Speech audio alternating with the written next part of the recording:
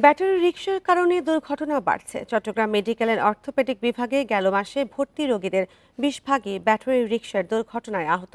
এসব রিকশার বেপরোয়া চলাচলের জন্য আইন শৃঙ্খলা বাহিনীর গাফলতিকে দুষছেন সচেতন নাগরিকরা।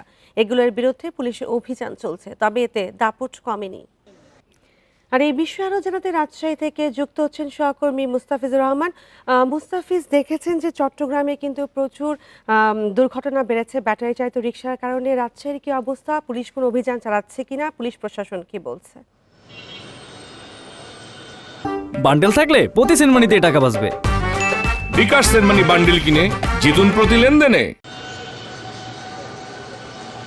দেখুন, ব্যাটারি চালিত যে যানটি এটি জনগণের জন্য, বিশেষ করে যানবাহন, এই যানটি কিন্তু জনগণের চলাচলের জন্য সহজলভ্য হলো এটি এখন প্রাণনাশের একটি কারণ হয়ে দাঁড়িয়েছে। অর্থাৎ এটি একটি আতঙ্কর বাহন নামে পরিচিত হয়ে গেছে। তার কারণ হচ্ছে এই যে বাহনটি চলছে এর পুরোটাই এর কোনো নিয়ন্ত্রণ নেই। অর্থাৎ চালক যে তার ইচ্ছে মতো স্পিড ওঠানামা করে, যার ফলে, এবং এখানে হাইড্রোলিক ব্রেক নেই, যার ফলে খুব দ্রুত চলাচলের সময় যে চালক সেটি ব্রেক করে নিয়ন্ত্রণে নিয়ে আসবে এটিও কিন্তু সম্ভব হয় না, যার ফলে প্রতিনিয়তই দুর্ঘটনা ঘটছে এবং আহত হচ্ছে, গুরুতর আহত হয়ে রাজশাহী মেডিকেল কলেজ হাসপাতালেও কিন্তু রোগীরা যাচ্ছেন।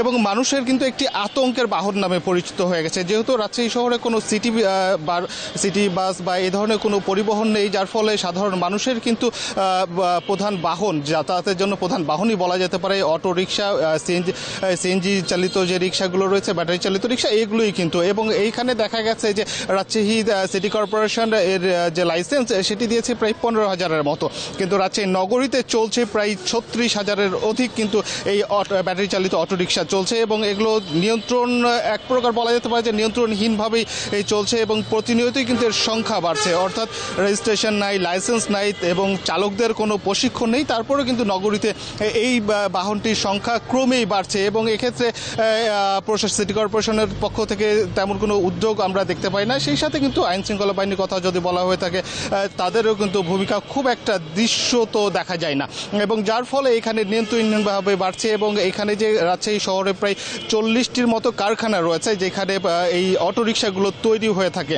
এবং এখানে আমরা দেখেছি যে গড়ে প্রতিদিন প্রায় 150টির মতো অটোরিকশা তৈরি হচ্ছে। এবং রাজশাহী মহানগর সহ এর আশপাশ যে জেলাগুলো, উপজেলাগুলো রয়েছে, সেগুলোতে কিন্তু এই রিকশাগুলো চলে যাচ্ছে। অর্থাৎ তারা তাদের মতো ইচ্ছে মতো এই যে বাহনটি এটি চালাচ্ছে। এবং এখানে যেটি বলা যেতে পারে যে একজন এখানে বিআরটি যে যারা এক্সপার্টরা রয়েছেন তারা কিন্তু বারবার বলছিলেন যে এই জাতীয় যানবাহনের ক্ষেত্রে লাইসেন্স দেওয়ার এখতিয়ার থাকে বিআরটি এর, কিন্তু বিআরটিকে এখানে উপেক্ষিত করা হয়েছে। সেই সাথে এই যে যানগুলো রয়েছে, এই যে ত্রুটিগুলো রয়েছে, এগুলোকে না সারিয়ে এবং যানবাহনে যারা চালাচ্ছেন তাদেরকে প্রশিক্ষণ না দেওয়া হলে এটি কিন্তু মানুষের প্রাণনাশের সংখ্যা কিন্তু ক্রমান্বয়ে বাড়বে। এবং এক্ষেত্রে পরিত্রাণের যে উপায়, বিশেষ করে যে বিষয়টি বলছিলেন যে চালকদের প্রশিক্ষণের পাশাপাশি এটিকে নিয়ন্ত্রণ করতে হবে। এটিকে নিয়ন্ত্রণ করা সম্ভব না হলে এটি কিন্তু ভয়াবহ আকার ধারণ করতে পারে। এই ছিল রাজশাহী থেকে সর্বশেষ। ব্যাটারি চালিত রিকশায় দুর্ঘটনা বাড়ছে এবং সে বিষয়ে রাজশাহী থেকে জানাচ্ছিলেন সহকর্মী মুস্তাফিজ রহমান।